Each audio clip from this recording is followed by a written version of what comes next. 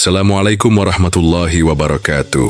Shalom, salam sejahtera bagi kita semua. Om Swastiastu, Namo Buddhaya, salam kebajikan. Kembali lagi di channel Suara Setan, channel yang akan menemani malam-malam sunyi kalian dengan kisah-kisah horor paling menyeramkan, nyata maupun fiksi, yang siap menemani kalian. Sebelum kita mulai, bagaimana kabar kalian malam ini? Semoga kalian selalu diberikan perlindungan dari hal-hal yang tak kasat mata. Malam kita akan mendengarkan kisah yang tidak biasa.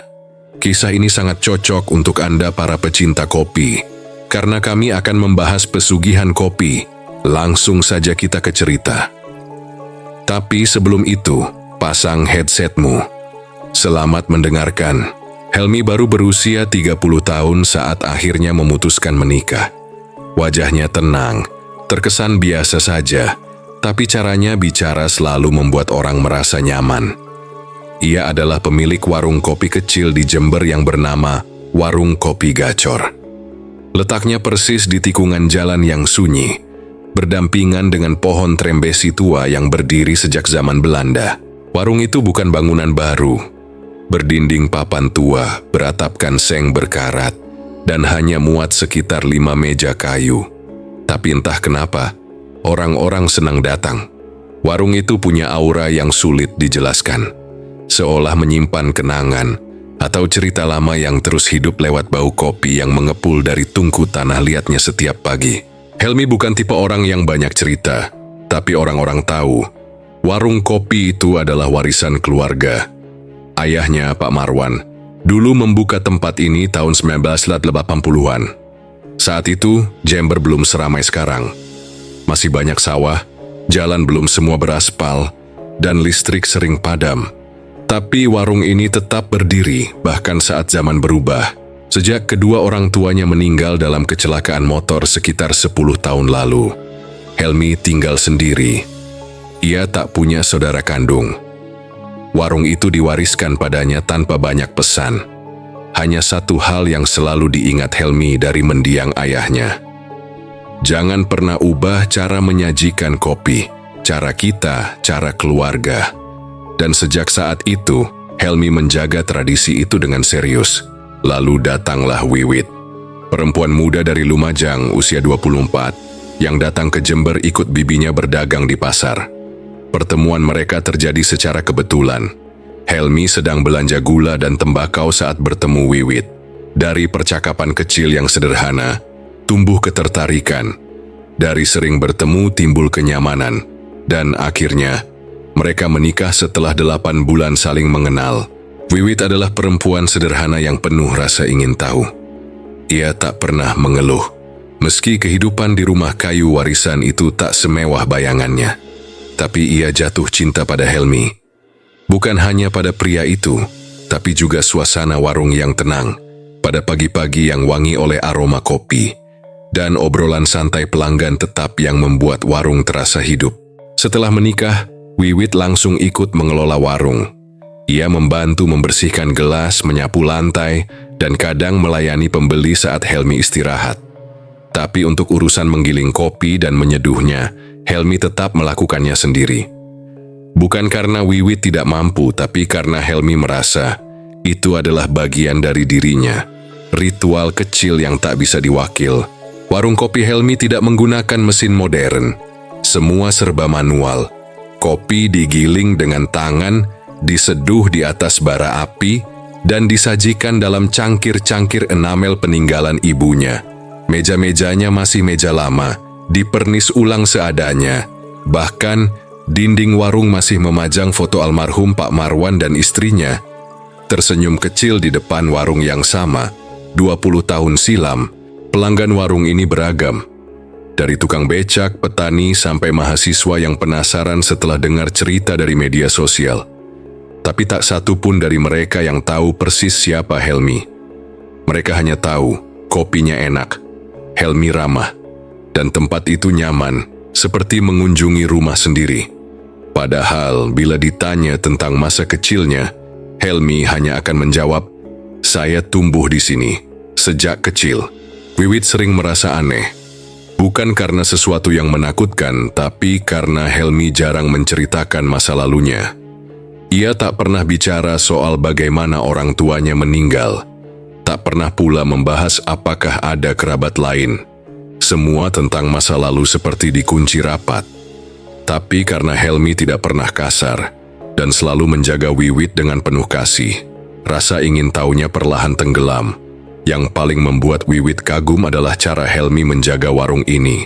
Helmi tidak pernah lupa menyalakan api di tungku sebelum subuh. Selalu memastikan kopi digiling segar setiap pagi. Bahkan bila sedang sakit sekalipun, Helmi tetap bangun lebih dulu. Katanya, warung ini bukan cuma tempat jualan, ini bagian dari hidupku. Dan Wiwit percaya warung ini memang seperti jantung Helmi sendiri. Wiwit punya mimpi sederhana. Suatu hari warung ini bisa lebih besar, punya tempat duduk lebih banyak, punya papan nama yang terang. Tapi Helmi hanya tersenyum kalau ditanya soal itu. Katanya, cukup segini. Kalau terlalu besar, bukan warung kita lagi namanya. Wiwit sempat kecewa, tapi ia mencoba mengerti. Karena dalam diamnya, Helmi selalu punya alasan sendiri yang tak mudah dijelaskan. Hidup mereka sederhana, tapi terasa damai.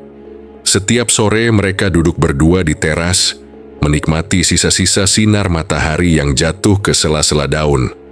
Pelanggan pun mulai mengenal mereka sebagai pasangan yang cocok. Ada yang menyebut Wiwit sebagai ibu warung, dan Helmi sebagai si pawang kopi. Julukan-julukan kecil yang membuat mereka tersenyum walau tak kaya. Kadang Wiwit bertanya dalam hati, mengapa Helmi begitu terikat pada tempat ini? Helmi tak pernah mau liburan jauh, jarang keluar desa, bahkan seperti tak tertarik membicarakan masa depan di luar warung. Tapi ia percaya, waktu akan membuat semuanya lebih jelas. Toh cinta adalah tentang menerima, bukan selalu memahami. Dan selama Helmi memeluknya setiap malam, Wiwit merasa cukup. Itu yang belum Wiwit tahu, warung ini bukan sekadar tempat jualan kopi. Di balik dinding kayu yang sederhana itu, tersimpan sejarah panjang. Tapi bukan cerita mistis, belum saatnya dibuka. Karena bagi Helmi, warung ini adalah peninggalan terakhir dari keluarganya. Dan satu-satunya hal yang membuatnya merasa masih terhubung dengan darah yang telah lama mengering. Pernikahan Helmi dan Wiwit masih seumur jagung, belum genap 2 bulan. Tapi sejak hari pertama Wiwit menginjakkan kaki di rumah itu, ada sesuatu yang terasa tak biasa. Rumah kayu peninggalan orang tua Helmi memang sederhana, tapi seperti menyimpan hawa yang sulit dijelaskan. Di siang hari terasa teduh, tapi saat malam datang, dindingnya seakan memantulkan bisikan yang tak bisa ditangkap telinga. Wiwit awalnya mengira itu cuma perasaan canggung tinggal di tempat baru. Tapi makin hari, rasa tak nyaman itu tak juga hilang. Apalagi sejak ia mulai ikut membantu berjualan di warung kopi. Ia menyukai aktivitasnya, menyapu halaman, mencuci gelas, menyapa pelanggan. Tapi ada satu hal yang selalu mengusik. Aroma kopi yang diseduh Helmi. Kadang berbau aneh, bukan bau kopi basi, bukan pula wangi khas biji kopi yang baru digiling, tapi bau amis, seperti darah segar atau besi tua yang karatan. Anehnya saat kopi itu sudah tercampur air panas dan siap disajikan, aromanya berubah total, harum, menggoda, dan membuat air liur Wiwit menetes tanpa sadar. Seperti ada sesuatu yang menarik inderanya, memaksanya ingin tahu rasa di balik aroma itu. Wiwit beberapa kali ingin mencicipi sekadar satu tegukan.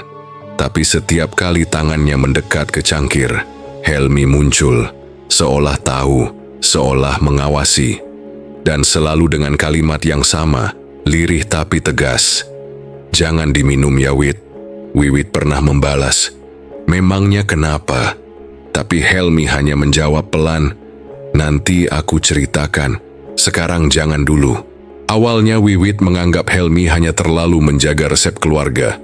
Tapi makin lama, larangan itu terasa lebih seperti peringatan. Seperti ada sesuatu dalam kopi itu, yang bukan sekadar rahasia racikan. Helmi selalu menyiapkan kopi sendiri. Ia tidak pernah membiarkan Wiwit menggiling biji atau ikut menuang air. Bahkan sendok pengaduk pun hanya dipakai olehnya. Setiap malam sekitar pukul 2, Helmi selalu bangun. Ia bilang hendak menggiling kopi untuk persiapan pagi. Wiwit tak pernah diajak.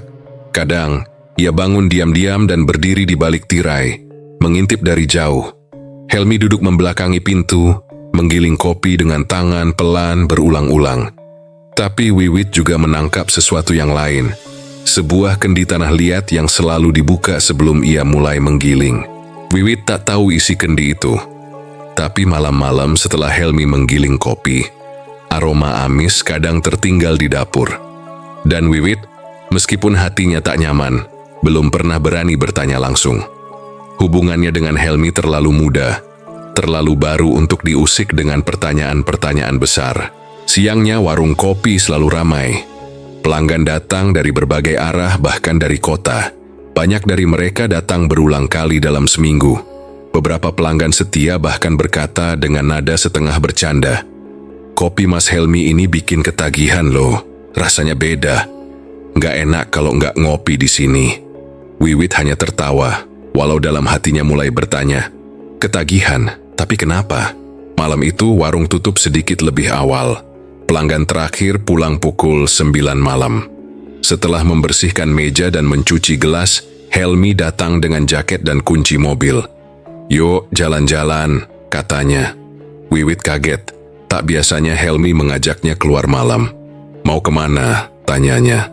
"Keluar sebentar cari makan, kamu belum makan berat kan?" Helmi tersenyum kecil. Mereka melaju pelan di jalanan desa yang mulai sepi.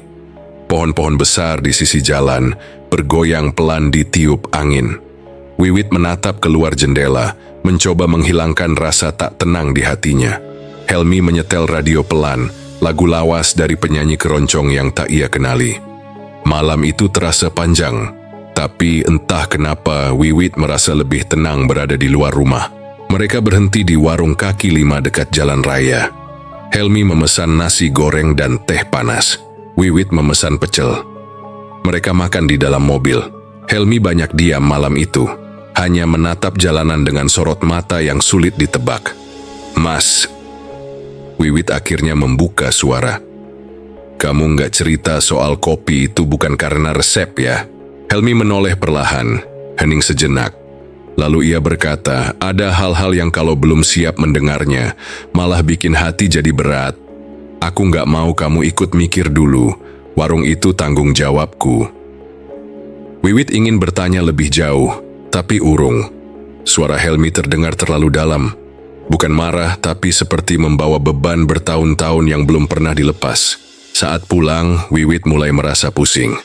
Pandangannya sedikit berputar dan perutnya mual. Helmi mengira Wiwit masuk angin, tapi malam itu Wiwit kembali bermimpi aneh. Ia berdiri di warung kopi, sendiri, semua kursi kosong. Tapi kali ini, di salah satu sudut, ada sosok hitam tinggi besar, duduk diam, memegang cangkir. Sosok itu menatapnya dengan mata merah menyala. Wiwit terbangun dengan keringat dingin. Dada sesak, nafas pendek. Ia menatap Helmi yang tertidur di sampingnya. Rasanya ingin membangunkannya, tapi ia tahu, Helmi pasti hanya akan bilang, "Itu cuma mimpi." Wiwit pergi ke dapur, minum air putih. Tapi saat ia membuka lemari kecil, ia melihat kendi tanah liat di pojok, retak sedikit di bagian bawah. Dan entah kenapa, ada noda gelap mengering di lantainya. Esok paginya, saat membantu di warung, Wiwit sengaja mencoba menyentuh salah satu cangkir kopi yang baru diseduh. Tapi tangannya mendadak panas, seperti menyentuh air yang terlalu mendidih. Padahal cangkir itu hanya hangat. Ia terkejut, mundur, dan menjatuhkan gelas lain. Helmi langsung menoleh tajam. "Kamu kenapa?" tanyanya. Wiwit gelagapan. "Enggak, tadi kesenggol aja." Helmi tak berkata apa-apa lagi. Ia hanya menatap Wiwit lama, lalu mengambil kain dan membersihkan pecahan gelas itu sendiri. Siangnya, Helmi tak bicara banyak. Dan Wiwit mulai merasa dirinya seperti orang asing di rumah sendiri. Setiap sudut rumah, setiap aroma kopi yang menari di udara, terasa seperti menyimpan rahasia yang belum boleh ia ketahui. Keanehan kecil itu terus berulang. Dapur yang tiba-tiba bau amis saat tengah malam. Gelas yang berembun padahal belum diseduh. Kucing liar yang sering menggaruk pintu belakang lalu kabur sambil mengeong keras. Dan pelanggan-pelanggan tertentu yang, entah kenapa, selalu datang di jam yang sama memesan dengan nada datar dan meninggalkan warung tanpa banyak bicara. Wiwit mulai mencatat semuanya dalam pikirannya. Ia belum berani mencatat di buku, apalagi bertanya ke Helmi. Tapi satu hal yang pasti, warung itu bukan sekadar tempat jualan kopi. Dan Helmi bukan hanya penjaga warung. Ia seperti bagian dari sesuatu yang lebih besar, lebih tua dan lebih gelap dari yang bisa dijelaskan dengan kata-kata biasa.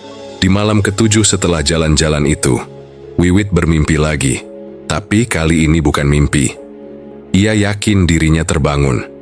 Ia duduk di tempat tidur, kamar gelap, dan mendengar suara dari dapur, suara gilingan kopi, suara kendi dibuka, dan suara seseorang atau sesuatu yang mengucap, "Satu sudah cukup, yang kedua akan lengkap."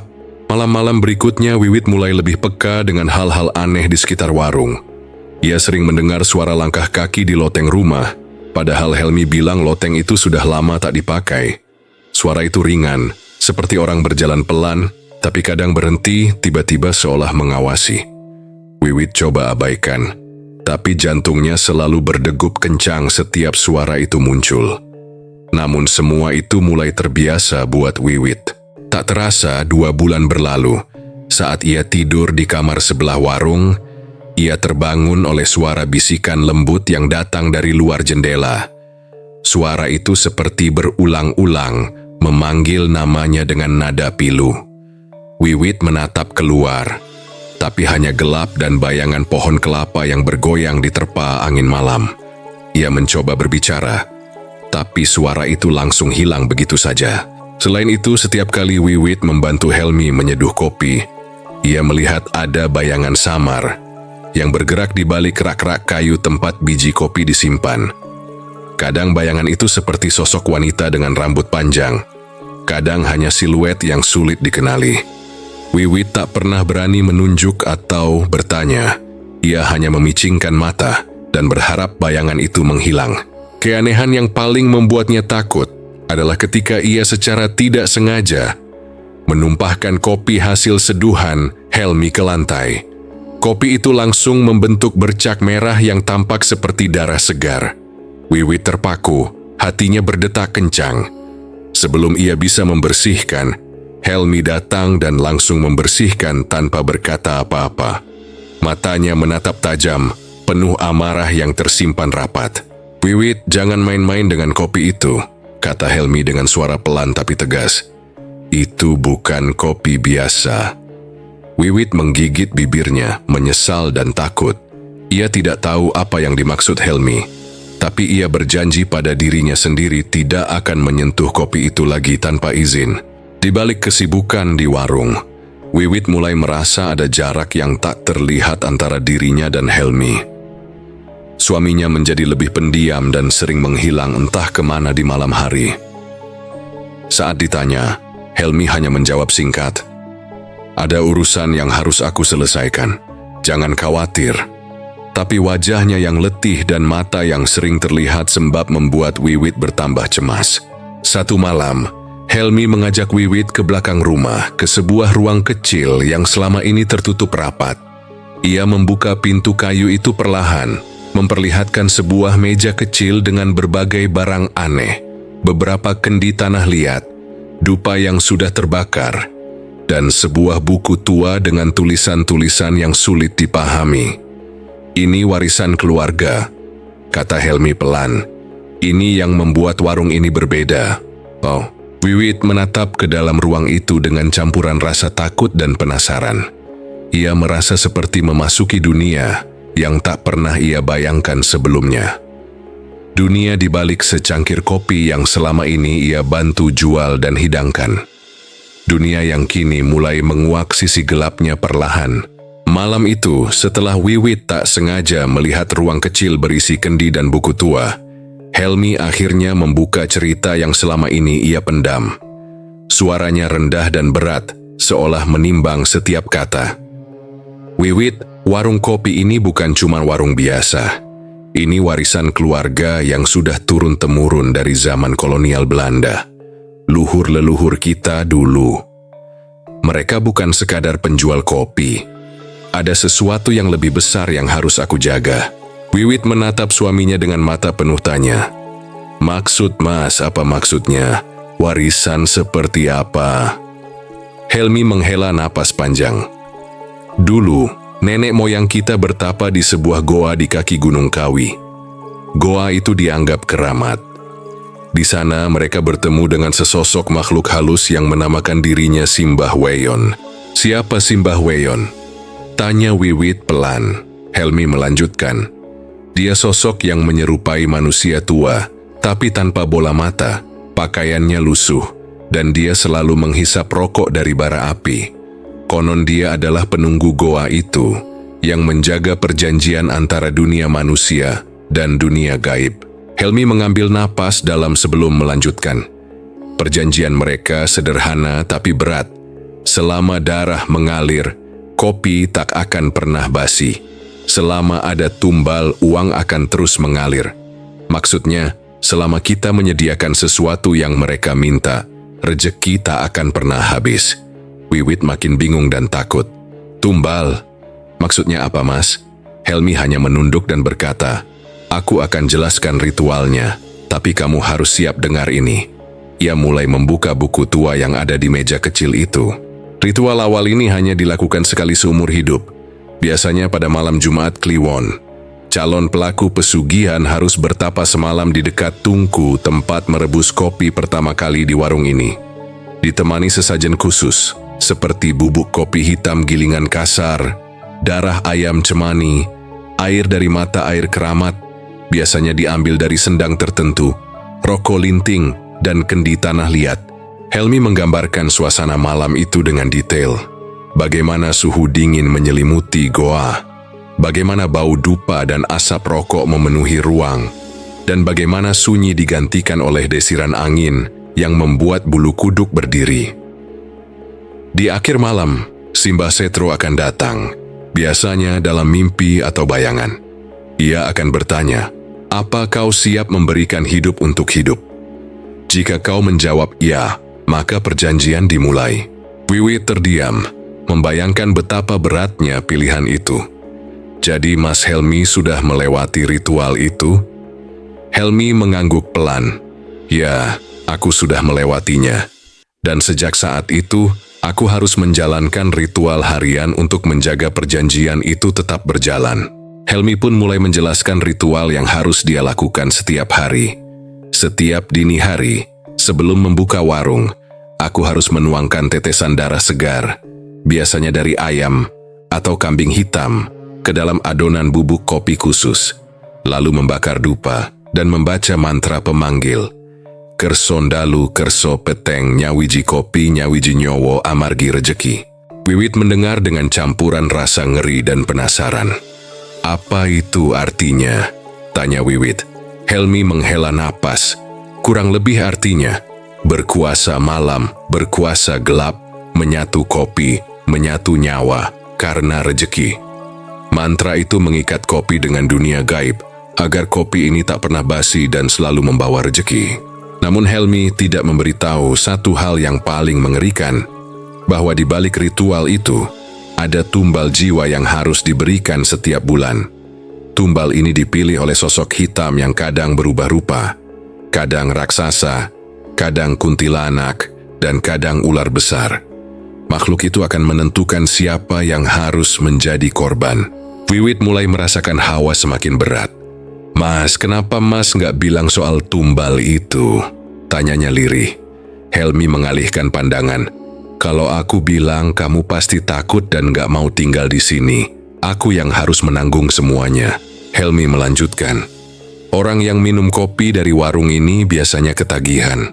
Bahkan kalau mereka sudah di rumah, mereka tetap ingin kopi itu. Itu efek dari perjanjian ini. Tapi jika aku gagal memberikan tumbal, konsekuensinya bisa parah. Salah satu anggota keluargaku bisa diambil makhluk itu. Warung terbakar secara misterius. Atau aku bisa kehilangan akal sehat. Helmi terdiam sejenak lalu berkata dengan suara serak, "Aku sudah lihat sendiri. Ada yang kesurupan, bahkan ada yang bunuh diri. Mimpi buruk terus datang tanpa henti. Nafsu makan hilang kecuali untuk kopi dari warung ini. Dan ada penyakit aneh yang tak bisa disembuhkan dokter." Wiwit menggenggam tangan Helmi erat-erat. "Jadi selama ini kopi yang kita jual bukan sekadar kopi biasa ya, Mas?" Helmi mengangguk dan mengusap rambut Wiwit. "Ya, ini adalah bagian dari warisan yang harus aku jaga. Aku tidak pernah ingin kamu tahu lebih awal, tapi sekarang kamu sudah tahu semuanya." Suasana malam itu menjadi sunyi. Hanya terdengar suara jangkrik dan angin yang menggerakkan dedaunan di luar rumah. Dalam hati Wiwit ada campuran ketakutan, kebingungan, tapi juga rasa sayang yang makin dalam pada Helmi. Ia sadar perjuangan Helmi jauh lebih berat daripada yang pernah ia bayangkan. Malam-malam berikutnya, Wiwit semakin sering merasa gelisah. Suara-suara aneh yang dulu hanya samar kini mulai makin jelas. Bahkan terkadang seperti bisikan yang memanggil namanya dari sudut gelap rumah. Tidurnya sering terganggu oleh mimpi buruk, bayangan hitam yang mengejarnya tanpa henti. Hatinya berontak, antara ingin melarikan diri dan bertahan demi Helmi. Di warung, aktivitas berjalan seperti biasa. Namun Wiwit mulai memperhatikan hal-hal aneh yang sebelumnya ia abaikan. Beberapa pelanggan yang minum kopi di sana, termasuk Udin, tetangga baru yang ramah, terlihat berubah. Mata mereka kadang kosong, dan mereka ketagihan datang lagi ke warung. Seolah tak bisa berhenti meski sudah pulang ke rumah. Suatu pagi pengumuman desa mengguncang ketenangan mereka. Udin, yang baru tinggal beberapa bulan di desa, meninggal mendadak karena dugaan keracunan. Kabar itu menyebar cepat, dan Wiwit merasa jantungnya berdetak lebih kencang. Ia tahu Udin adalah pelanggan setia warung kopi Helmi. Ada sesuatu yang tidak benar di balik kematian itu. Wiwit mencoba berbicara pada Helmi, tapi suaminya hanya memandang dengan wajah lesu dan berkata, "Ini risiko yang sudah aku tanggung sejak lama. Aku sudah berusaha menghindari hal-hal buruk, tapi perjanjian itu kadang mengambil korban." Kata-kata Helmi membuat Wiwit makin tertekan. Ia merasa seperti terjebak dalam pusaran yang tak bisa ia hindari. Gangguan di rumah semakin menjadi-jadi. Wiwit sering melihat bayangan hitam yang bergerak cepat, mendengar suara tawa seram di malam hari, dan merasakan hawa dingin menusuk tulang. Rasa takut dan bersalah mulai menghantui dirinya.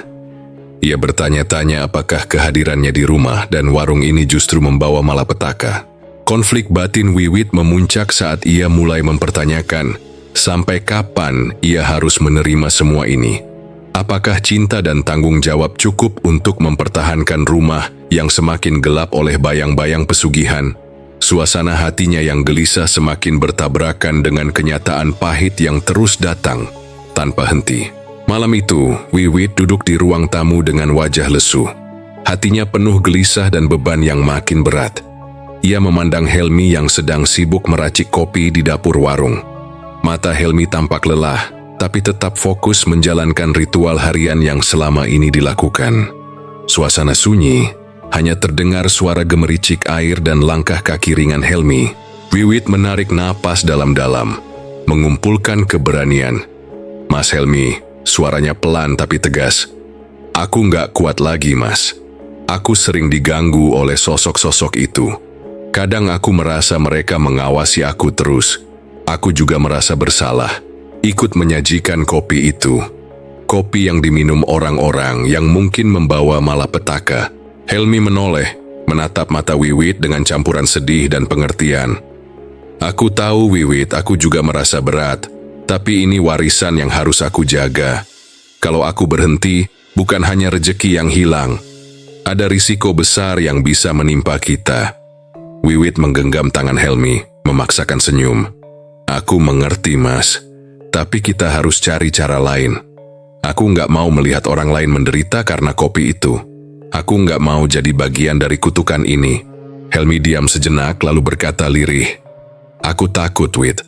Takut kehilangan segalanya. Tapi aku juga nggak mau kamu dan warung ini hancur. Mungkin kita bisa mulai dengan perlahan, tanpa harus teruskan ritual itu. Wiwit mengangguk pelan. Aku akan bantu Mas, kita cari cara lain untuk bertahan. Dengan jujur, dengan kerja keras, tanpa harus ada tumbal atau perjanjian gelap. Malam itu jadi titik balik. Meski jalan ke depan masih penuh ketidakpastian, Wiwit dan Helmi mulai memikirkan masa depan warung kopi tanpa bayang-bayang pesugihan. Tapi suara-suara gelap dan bayangan yang menghantui Wiwit belum mau pergi begitu saja. Perjuangan mereka baru saja dimulai.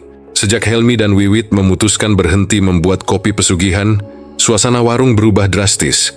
Warung yang dulu selalu ramai, kini sepi. Pelanggan berkurang, dan rasa takut mulai menyelimuti hati mereka.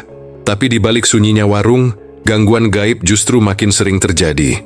Boyangan hitam sering melintas cepat di sudut mata mereka. Kadang terdengar suara bisikan yang menusuk telinga. Kadang suara tawa seram yang membuat bulu kuduk berdiri. Barang-barang di warung sering berpindah tempat sendiri, gelas pecah tanpa sebab, dan kaca jendela retak mendadak. Helmi dan Wiwit sering terjaga di tengah malam oleh suara langkah berat yang bergema di rumah. Tekanan fisik dan mental mulai melanda keduanya. Helmi sering merasa pusing dan lemas tanpa alasan. Wiwit merasakan hawa dingin menusuk tulang dan tekanan seakan ada yang menindih dadanya saat tidur. Rasa takut dan putus asa bergelayut, membuat mereka hampir menyerah. Konflik batin semakin memuncak. Helmi merasa bersalah karena mengancam masa depan keluarganya, sementara Wiwit tak tahan dengan gangguan yang makin keras. Mereka saling menguatkan, namun rasa takut semakin membesar. Suatu malam muncul sosok yang menyerupai ayah dan ibu Helmi dalam wujud bayangan. Mereka datang dengan wajah serius dan suara berat, memaksa Helmi untuk melanjutkan usaha warisan keluarga. Kamu tidak bisa lari dari ini, Nak. Ini adalah tanggung jawabmu, kata sosok ayahnya. Ibu Helmi menambahkan, jika kau berhenti semua akan hancur. Jangan sia-siakan apa yang sudah diperjuangkan leluhur. Helmi terdiam. Hatinya bergejolak antara ketaatan dan keinginan untuk hidup bebas dari kutukan itu. Wiwit merasakan hawa dingin yang semakin pekat, seperti ancaman nyata datang dari dunia lain. Mereka tahu perjuangan ini belum usai, bahkan mungkin baru saja dimulai. Wiwit semakin gigih mengusahakan Helmi untuk sadar. Ia terus meyakinkan Helmi bahwa sosok yang selama ini ia anggap sebagai ayah dan ibu sebenarnya bukanlah mereka, melainkan sesuatu yang menyesatkan. Wiwit yakin ayah dan ibu Helmi hanya ingin yang terbaik untuk putranya. Helmi, yang masih diliputi kebingungan dan ketakutan, akhirnya berani meminta bantuan seorang ustaz. Namun, ia memohon agar hal ini dirahasiakan dari warga desa, agar tak menimbulkan kepanikan. Sebagai konsekuensinya, warung kopi Helmi pun terpaksa tutup selama 3 hari untuk memberikan waktu, agar semuanya bisa diatur dengan lebih hati-hati. Ketika ustaz datang, ia berusaha sekuat tenaga, membantu membebaskan Helmi dari ikatan perjanjian tersebut. Namun, upaya itu gagal. Ustaz menjelaskan bahwa ikatan yang dibuat melalui darah itu sangat kuat, hampir mustahil untuk diputuskan tanpa konsekuensi berat. Perjanjian ini sudah tertulis dalam darah dan jiwa, kata ustaz dengan serius. Kamu hanya bisa meminta pertolongan kepada Allah dengan doa dan kesabaran. Setelah gagal membantu secara langsung, ustaz pun pergi meninggalkan mereka dengan pesan penting. Berdoalah dan mintalah perlindungan dari Allah. Jangan pernah menyerah. Namun setelah itu gangguan aneh mulai muncul. Sosok-sosok misterius terus mengganggu Helmi lewat mimpi buruk dan suara-suara menyeramkan yang meminta tumbal berikutnya. Suasana semakin mencekam dan Helmi serta Wiwit pun berjuang bersama untuk melawan kegelapan yang mengincar mereka. Dalam sebuah momen penting, Wiwit mencoba membuka buku ritual yang selama ini menjadi kunci dari misteri itu. Di dalamnya, ada selembar kertas yang tampak seperti sengaja ditempel dan disembunyikan agar tak bisa dibaca dengan mudah. Dengan hati-hati, Wiwit membuka kertas itu tanpa merusak tulisan yang ada. Isinya membuat mereka merinding. Isinya mengenai Jika pemilik warung gagal memberikan tumbal, maka akan terjadi 3 kejadian. Yang pertama adalah salah satu anggota keluarganya akan diambil. Warung akan terbakar secara misterius. Pemilik akan menjadi gila. Dan ada catatan tambahan yang selama ini Helmi tidak ketahui dan tak pernah diceritakan oleh ayah ibunya. Catatan itu bertuliskan, jika perjanjian ingin diputus hanya bisa dengan menukar nyawa dari darah yang terikat, yaitu Helmi seorang. Selain itu, efeknya akan membuat tempat toko kopi itu menjadi tempat angker dan aroma kopinya berubah menjadi bau anyir darah. Hari-hari setelah kejadian misterius itu, suasana di rumah Wiwit semakin tidak menentu. Teror yang dulu hanya bisikan-bisikan aneh dan bayangan samar, kini berubah menjadi sesuatu yang lebih nyata dan menakutkan. Setiap malam, suara-suara gaduh terdengar dari sudut rumah, membuat Wiwit dan keluarganya sulit tidur. Lampu sering mati sendiri, dan udara di dalam rumah terasa dingin membekukan. Wiwit mulai merasakan keanehan lain dalam dirinya. Tubuhnya yang biasanya kuat kini mudah lelah, meski aktivitasnya tidak bertambah berat.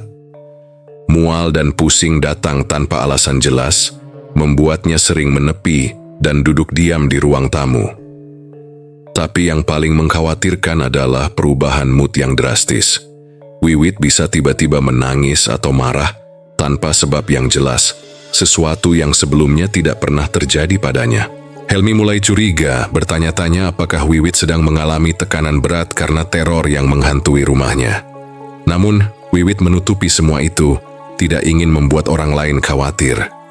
Hatinya bergemuruh dengan rasa takut yang tidak bisa dia jelaskan, seolah ada sesuatu yang jauh lebih besar sedang terjadi di dalam dirinya. Sesuatu yang belum dia pahami sepenuhnya. Suatu malam, teror itu mencapai puncaknya. Saat Wiwit terbangun karena suara langkah berat, dia merasakan hawa dingin menusuk hingga ke tulang. Bayangan hitam bergerak cepat melewati ruang tamu, meninggalkan bekas jejak kabut tipis. Wiwit mencoba mengejar, tapi tubuhnya terasa berat dan lemas, seolah-olah ada beban tak terlihat yang menahan langkahnya. Dia terjatuh dan hampir pingsan, diselimuti rasa takut yang luar biasa.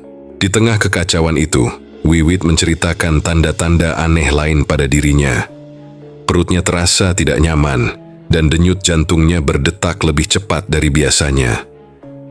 Rasa mual kembali menyerang, disertai sensasi aneh yang tidak bisa dia jelaskan, seperti ada kehidupan yang bersemayam di dalam dirinya.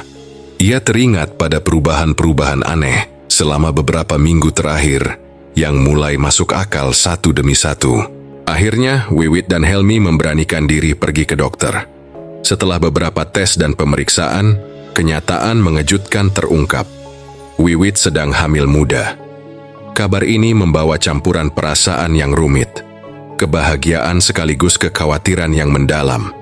Apalagi dengan situasi rumah yang makin penuh teror, kehamilan itu menambah lapisan misteri yang sulit dipahami. Kehamilan Wiwit ternyata tidak berjalan mulus. Tubuhnya sering merasakan sakit tak biasa, dan mimpi-mimpi buruk yang penuh dengan bayangan gelap mulai menghantuinya tiap malam.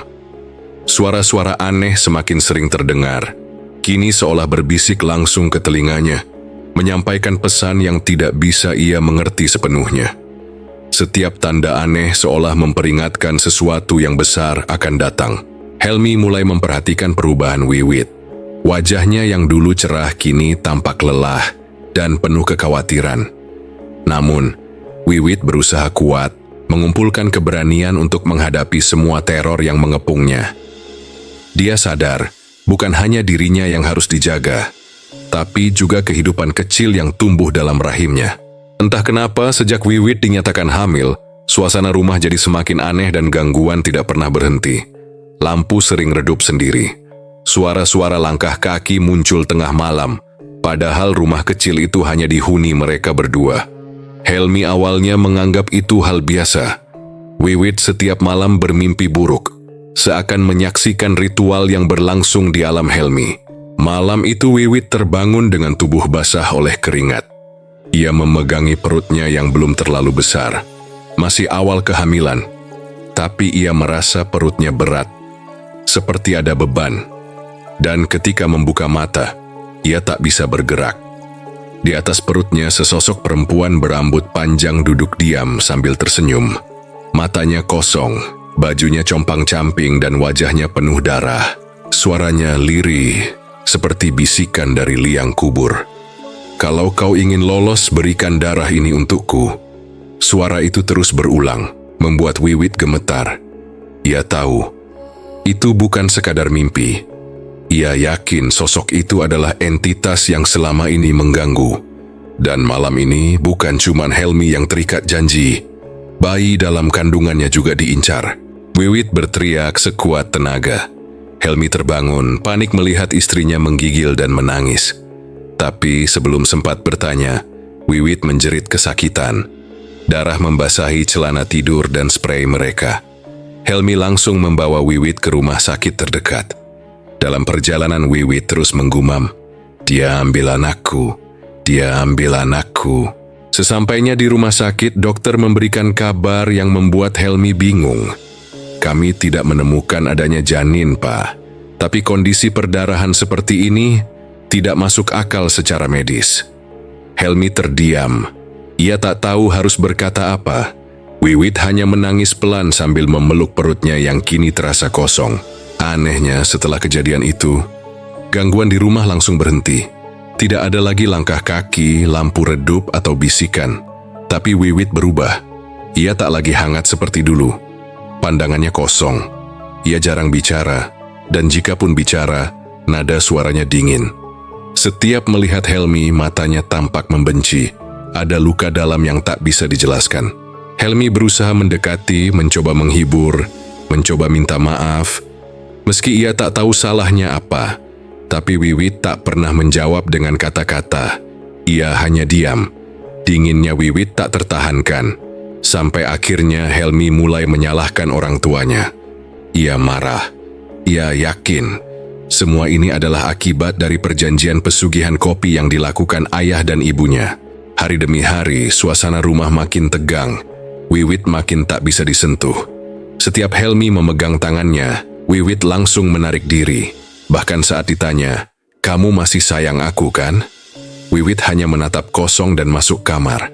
Dan di malam itu juga Wiwit berkata pelan, "Kita sudahi saja, aku tak kuat lagi tinggal di sini." Perceraian mereka berlangsung cepat. Wiwit kembali ke kampungnya, jauh dari kota. Helmi pun memutuskan pindah ke Jakarta, meninggalkan semua kenangan. Warung kopi gacor kini dikelola oleh pekerja. Tapi suatu malam, sesuatu yang tak masuk akal terjadi. Warung itu terbakar. Api muncul begitu saja dari dalam. Beberapa warga melihat asap tebal keluar dari celah dinding. Mereka berusaha menyiram air, tapi api tak padam. Aneh, bangunan itu masih tampak utuh, tapi hitam seperti arang terbakar. Dari kejauhan, tulisan warung kopi gacor masih terlihat jelas. Meski seluruh dindingnya hangus. Yang lebih mengerikan, beberapa orang mengaku mendengar suara tangisan perempuan dari dalam warung.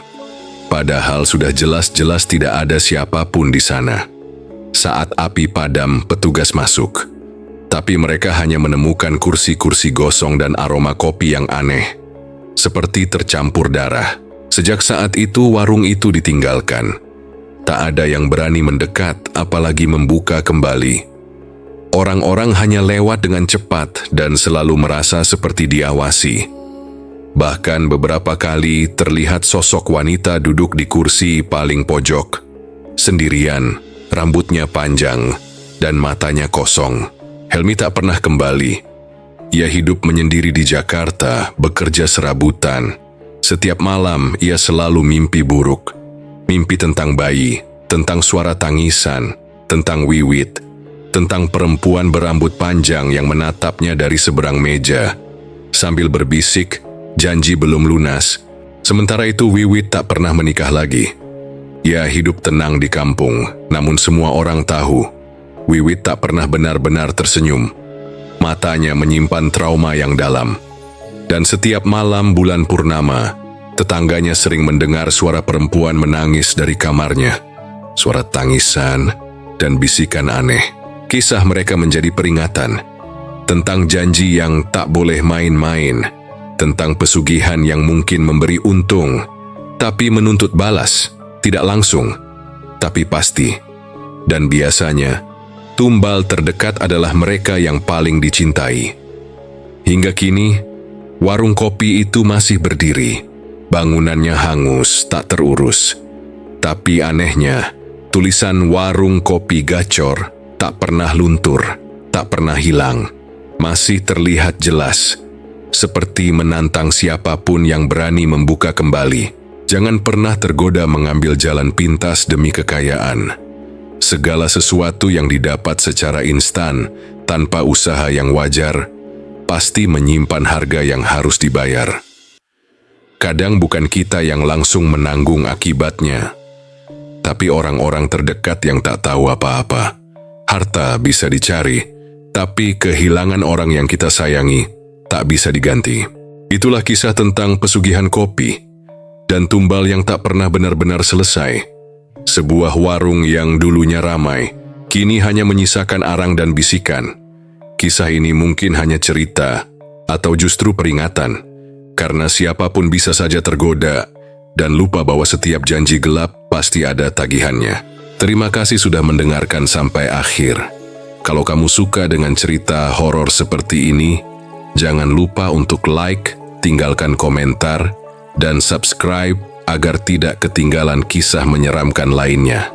Aktifkan juga loncengnya, supaya kamu tahu kapan cerita gelap berikutnya muncul. Sampai jumpa di malam berikutnya, dengan kisah yang lebih gelap, lebih dalam, dan lebih menyeramkan dari yang kau kira. Dan terakhir, jangan lupa matikan lampu.